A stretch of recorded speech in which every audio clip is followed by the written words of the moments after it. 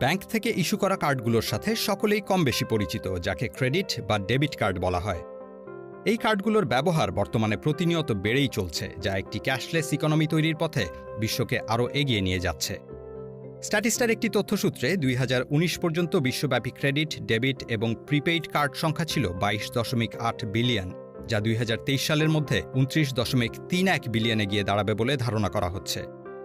August 2021-এর তথ্য অনুযায়ী মোট কার্ডের মধ্যে শুধুমাত্র ক্রেডিট কার্ড সংখ্যা 2.8 বিলিয়ন। এছাড়া প্রতিদিন সারা বিশ্বে 1.01 বিলিয়নেরও বেশি ক্রেডিট কার্ড ট্রানজ্যাকশন হয়ে থাকে। ইউএসএতে 1.06 বিলিয়ন ক্রেডিট কার্ড সচল আছে এবং মোট জনসংখ্যার 70% অন্তত একটি ক্রেডিট কার্ড ব্যবহার করে থাকে, যেখানে বাংলাদেশে বর্তমানে ক্রেডিট কার্ড রয়েছে 1.8 মিলিয়নের কাছাকাছি এবং মোট জনসংখ্যার 1%-এরও কম মানুষ ক্রেডিট কার্ড ব্যবহার করে।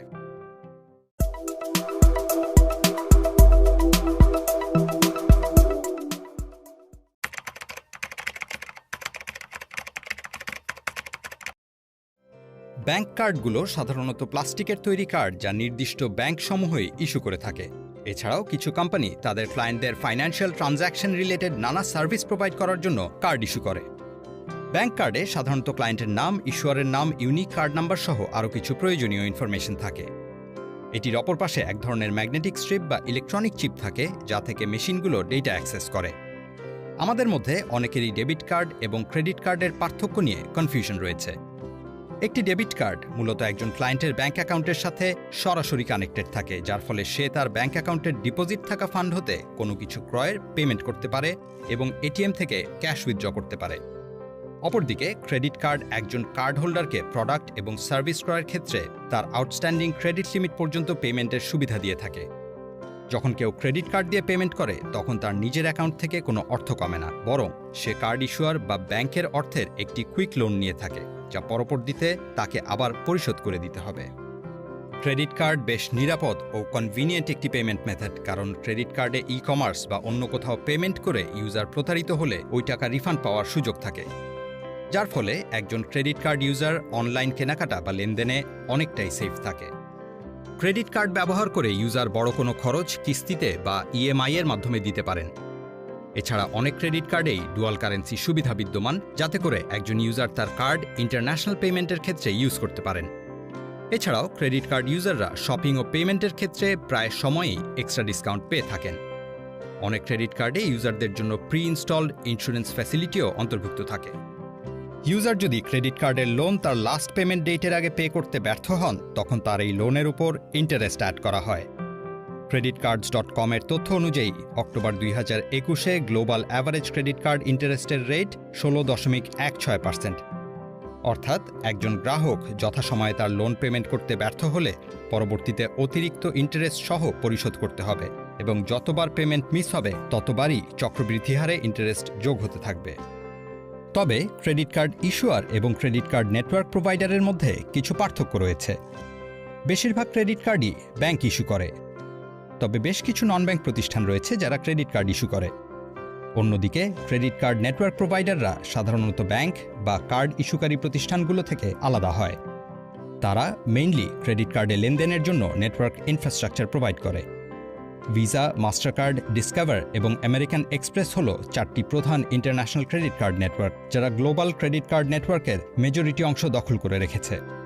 তাদের মধ্যে প্রায় 53% মার্কেট শেয়ার নিয়ে ভিসা বিশ্বের লিডিং নেটওয়ার্ক প্রোভাইডার। অন্যদিকে ক্রেডিট কার্ডে 31.6%, 8.1% এবং 7.5% মার্কেট শেয়ার নিয়ে মাস্টারকার্ড, ডিসকভার এবং আমেরিকান এক্সপ্রেস দ্বিতীয়, তৃতীয় ও চতুর্থ অবস্থানে রয়েছে। তবে ডিসকভার এবং আমেরিকান এক্সপ্রেস এই দুটি প্রতিষ্ঠান একই সাথে ক্রেডিট কার্ড ইস্যুয়ার এবং credit card network provider. Credit কার্ডের যাত্রার শুরুটা 1928 সালে, যখন মডার্ন ক্রেডিট কার্ডের পূর্বসূরি হিসেবে দি চার্গা প্লেট ডেভেলপ করা হয়। এটি ছিল একটি রেক্ট্যাঙ্গুলার মেটাল শিট, যা তখনকার বড় বড় ব্যবসায়ীরা তাদের রেগুলার কাস্টমারদের প্রদান করত। কার্ডগুলো ছিল বর্তমান সময়ের ডিপার্টমেন্টাল স্টোর কার্ডের মতোই। 1934 সালে আমেরিকান এয়ারলাইন্স এবং এয়ার ট্রান্সপোর্ট অ্যাসোসিয়েশন কাস্টমারদের বিমানের টিকিট ক্রয়ে buy now and pay later সুবিধা অফার করতে এয়ার ট্রাভেল কার্ড ইন্ট্রোডিউস করে। 1950 সালে ডাইনার্স ক্লাব ইন্টারন্যাশনালের 2 প্রতিষ্ঠাতা রাল্ফ স্নাইডার এবং ফ্র্যাঙ্ক ম্যাকনামারা চার্জ কার্ড নামে প্রথমবারের মতো যে কোনো জায়গায় ব্যবহার করার জন্য একটি কার্ড ইন্ট্রোডিউস করেন। 1958 সালে ব্যাংক অফ আমেরিকা প্রথমবারের মতো ব্যাংক আমেরিকার্ড নামে সবখানে গ্রহণযোগ্য একটি মডার্ন ক্রেডিট কার্ড লঞ্চ করে। 1966 সালে ব্যাংক আমেরিকার্ডের সাথে কম্পিট করার জন্য মাস্টার চার্জ নামে আরও একটি কার্ড লঞ্চ করা হয়, যা বর্তমানে মাস্টার কার্ড নামে সবার কাছেই পরিচিত। 1976 সালে ব্যাংক আমেরিকার্ডের নাম পরিবর্তন করে ভিসা রাখা হয়। আর 80-এর দশকে ক্রেডিট কার্ডে ম্যাগনেটিক স্ট্রিপ যুক্ত করা হয় এবং এরপর 90-এর দশকে কার্ডে ইএমভি চিপ টেকনোলজি যোগ করা হয়। এভাবেই ক্রেডিট কার্ড ধীরে ধীরে পরিবর্তিত হয়ে বর্তমানের পরিচিত ক্রেডিট কার্ড হয়ে উঠেছে। বর্তমানে ইউএসএ পৃথিবীর সর্ববৃহৎ credit card holding country. Shift প্রসেসিংয়ের একটি তথ্যসূত্রে ইউএসএর 70% মানুষ অন্তত একটি, 34% মানুষ অন্তত 3টি এবং 14% মানুষ অন্তত 10টি করে ক্রেডিট কার্ড ব্যবহার করছেন। ইউএসএর অনেকেই বেতন পাওয়ার আগেই অনেক খরচ করে ফেলেন। তবে চায়না বা অন্যান্য রিজিয়নে মানুষ প্রথমে আয় করে এবং তারপর সে অনুযায়ী ব্যয় করতে পছন্দ করে। চাইনিজ বিলিয়নিয়ার জ্যাক মার মতে, Americans love to spend tomorrow's money and other people's money, while we Chinese love to save money। এটি আমেরিকায় ক্রেডিট কার্ডের এত জনপ্রিয়তার প্রধান কারণ বলে মনে করা হয়। স্ট্যাটিস্টার একটি তথ্যসূত্রে 2020 সালে ক্রেডিট কার্ড পেনেট্রেশন রেটের দিক থেকে কানাডা বিশ্বের শীর্ষ স্থান দখল করেছিল। দেশটির 78% মানুষের কাছেই একটি করে ক্রেডিট কার্ড রয়েছে। এছাড়া Japan, Luxembourg, Norway, Finland, south Korea, Israel, UK, Switzerland এবং অস্ট্রেলিয়াতেও ক্রেডিট কার্ড ইউজার রেট তুলনামূলক বেশি। দি ফাইন্যান্সিয়াল এক্সপ্রেসের 2020 সালের একটি রিপোর্ট অনুযায়ী বাংলাদেশে প্রায় 16 লক্ষেরও বেশি গ্রাহক ক্রেডিট কার্ড ব্যবহার করছেন। অর্থাৎ বাংলাদেশের ক্রেডিট কার্ড পেনেট্রেশনের রেট প্রায় 1%, যা অন্যান্য দেশের তুলনায় অনেক কম। তবে বাংলাদেশেও ক্রেডিট কার্ডের জনপ্রিয়তা প্রতিনিয়ত বৃদ্ধি পাচ্ছে। 2021 সালের জুন মাস পর্যন্ত দেশে ক্রেডিট কার্ডের সংখ্যা 11% বৃদ্ধি পেয়ে 17.5 লক্ষ ছাড়িয়ে গিয়েছে। আবার 2020 সালের তুলনায় ক্রেডিট কার্ডের ট্রানজ্যাকশন 115% বৃদ্ধি পেয়েছে। ইউজারের ভিত্তিতে ক্রেডিট কার্ডের লিমিট ভিন্ন ভিন্ন হয়ে থাকে। লিমিট বলতে ক্রেডিট কার্ড ব্যবহার করে একজন ইউজার সর্বোচ্চ কতটুকু অ্যামাউন্ট খরচ করতে পারবেন সেটা বোঝায়। বাংলাদেশে এই লিমিট সেট করার ক্ষেত্রে ব্যাংক ইউজারের মাসিক বা বাৎসরিক ইনকাম স্টেটমেন্ট ইভ্যালুয়েট করে। এছাড়া ইউজারের আউটস্ট্যান্ডিং দেনা অথবা ক্রেডিট বা লোন কতটুকু রয়েছে তা দেখার জন্য ডেট বার্ডেন রেশিও বা ডিবিআর ইভ্যালুয়েট করা হয়। এর পাশাপাশি বাংলাদেশ ব্যাংকের কাছ থেকে ইউজারের ক্রেডিট ইনফরমেশন ব্যুরো বা সিআইবি রিপোর্টও সংগ্রহ করা হয়। এ সকল ইনফরমেশন ইভ্যালুয়েশন শেষে ব্যাংক ইউজারকে একটি ক্রেডিট স্কোর প্রদান করে, যার ভিত্তিতে ক্রেডিট লিমিট নির্ধারণ করা হয়।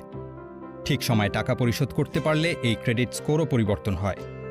যাদের স্কোর বেশি থাকে তাদের ক্রেডিট লিমিটও বেশি দেয়া হয়। একইভাবে যাদের স্কোর কম থাকে তাদের লিমিটও কম হয়। এমনকি স্কোর কম থাকলে কোনো ব্যাংক ক্রেডিট কার্ডই প্রোভাইড করে না। একজন ব্যক্তি চাইলে ব্যাংকে রাখা তার ফিক্সড ডিপোজিট বা এফডিআর এর এগেইনস্টেও ক্রেডিট কার্ড নিতে পারেন। এক্ষেত্রে ব্যাংক কোনো ধরনের ক্রেডিট স্কোর ইভ্যালুয়েট করে না। যদি এই মুহূর্তে কেউ কিছু কেনাকাটা করতে চান যার মূল্য তিনি পরে পরিশোধ করবেন, তবে তিনি ক্রেডিট কার্ড ব্যবহার করতে পারেন। কার্ডটি ব্যবহারের সময় কার্ডের তথ্য কার্ড নেটওয়ার্ক প্রোভাইডারের মাধ্যমে ব্যাংকে পাঠানো হয়। ব্যাংক থেকে ট্রানজ্যাকশনটা অ্যাপ্রুভ হয়েছে নাকি ডিক্লাইন হয়েছে তা জানানো হয়। যদি ট্রানজ্যাকশন অ্যাপ্রুভ করা হয় তবে ব্যাংক কার্ড ইউজারের পক্ষে মার্চেন্টকে পেমেন্ট করে আর কার্ডের অবশিষ্ট ক্রেডিট থেকে সমপরিমাণ অ্যামাউন্ট কমিয়ে দেয়। আর এই সম্পূর্ণ ট্রানজ্যাকশনের জন্য নেটওয়ার্ক ইনফ্রাস্ট্রাকচার প্রোভাইড করে ভিসা, মাস্টারকার্ড, ডিসকভার এবং আমেরিকান এক্সপ্রেসের মতো কোম্পানিগুলো। প্রতিটি ব্যাংকেরই নির্দিষ্ট বিলিং সাইকেল পিরিয়ড থাকে। প্রতিটি বিলিং সাইকেল পিরিয়ড শেষে ব্যাংক কার্ড হোল্ডারকে একটি ট্রানজ্যাকশন হিস্ট্রি পাঠায় এবং নির্ধারিত সময়ের মধ্যে তার ব্যবহৃত ক্রেডিট অ্যামাউন্ট পরিশোধ করতে বলে। লোন শোধ করার এই সময়কে ইন্টারেস্ট ফ্রি পিরিয়ড বা গ্রেস পিরিয়ড বলা হয়। এই টাকা পরিশোধের সময়সীমা সাধারণত 21 থেকে 25 দিনের হয়, তবে কিছু ব্যাংক এর থেকে বেশি সময়ও দিয়ে থাকে। এই গ্রেস পিরিয়ডের মধ্যে যদি ইউজার সম্পূর্ণ টাকা ফেরত দিতে পারে তবে ব্যাংক ইউজারকে কোনো ইন্টারেস্ট চার্জ করে না। কার্ডের বিল থেকে স্টেটমেন্ট ব্যালেন্স, কারেন্ট ব্যালেন্স বা মিনিমাম ডিউ এই তিনটির যে কোনো একটি পরিশোধ করা যায়। স্টেটমেন্ট ব্যালেন্স বলতে বোঝায় কার্ড ব্যবহার করে খরচ করা সম্পূর্ণ অ্যামাউন্ট, আর কারেন্ট ব্যালেন্স হলো শুধুমাত্র শেষ বিলিং সাইকেলে ইউজারের খরচ করা অ্যামাউন্ট। মিনিমাম ডিউ হলো ব্যাংক কর্তৃপক্ষের নির্ধারণ করা সর্বনিম্ন অ্যামাউন্ট, যেটা সাধারণত স্টেটমেন্ট ব্যালেন্সের 1 থেকে 3% হয়। ডিফল্টার হওয়া এড়াতে ইউজারকে ডিউ টাইমের মধ্যে এই মিনিমাম অ্যামাউন্টটি অবশ্যই পে করতে হয়, আর অবশিষ্ট বিলটা পরবর্তী বিলিং সাইকেলের সাথে যোগ করে দেয়া হয়। তবে এক্ষেত্রে ইউজারকে অবশিষ্ট অ্যামাউন্টের জন্য ইন্টারেস্ট পে করতে হয়। ইন্টারেস্ট দেওয়া এড়াতে চাইলে বিলের গ্রেস পিরিয়ডের মধ্যেই সম্পূর্ণ স্টেটমেন্ট ব্যালেন্স অবশ্যই পে করতে হবে। অন্যান্য লোনের তুলনায় ক্রেডিট কার্ডের ইন্টারেস্ট রেট অনেকটাই বেশি, কারণ ক্রেডিট কার্ড কোনো প্রকার কোল্যাটারাল বা জামানত ছাড়াই ইউজারকে লোন প্রদান করে। ডেইলি স্টারের একটি তথ্যসূত্রে 2020 সালের সেপ্টেম্বর মাসে বাংলাদেশ ব্যাংক ক্রেডিট কার্ডের জন্য সর্বোচ্চ 20% ইন্টারেস্ট রেট সেট করে দেয়, যেটা বাংলাদেশের অন্যান্য পার্সোনাল লোনের সর্বোচ্চ 9% ইন্টারেস্ট রেটের তুলনায় অনেক বেশি। সাধারণত ব্যাংক বা কার্ড ইস্যুয়াররা ক্রেডিট কার্ডের লোনের এগেইনস্টে কোনো ইন্টারেস্ট পায় না যদি ইউজার নির্দিষ্ট সময়ের আগে পেমেন্ট করে ফেলে। কিন্তু গ্রেস পিরিয়ড পেরিয়ে গেলেই ইন্টারেস্ট চার্জ করা শুরু হয় এবং কার্ড ইস্যুয়ার ইন্টারেস্ট পাওয়া শুরু করে। এছাড়াও ক্রেডিট কার্ডের জন্য ব্যাংক ইউজারকে একটা ইয়ারলি ফি চার্জ করে। কোনো ইউজার যদি ক্রেডিট কার্ডের সম্পূর্ণ পেমেন্ট প্রতি মাসেই করে দেন, তাহলে ব্যাংক আসলে ইউজারের থেকে শুধু এই ইয়ারলি চার্জ লাভ করতে পারে। এছাড়াও ক্রেডিট কার্ড ব্যবহার করে ব্যাংক বিভিন্নভাবে রেভিনিউ জেনারেট করে, যেমন দোকান বা বিক্রেতাদের থেকে কমিশন ফি, লিমিট এক্সিড করার চার্জ, নগদ বা এটিএম থেকে টাকা তোলার জন্য ইন্টারেস্ট ইত্যাদি। এ কারণেই ব্যাংকগুলি ক্রেডিট কার্ড ইউজার বাড়ানোতে অনেক বেশি ফোকাস করে থাকে।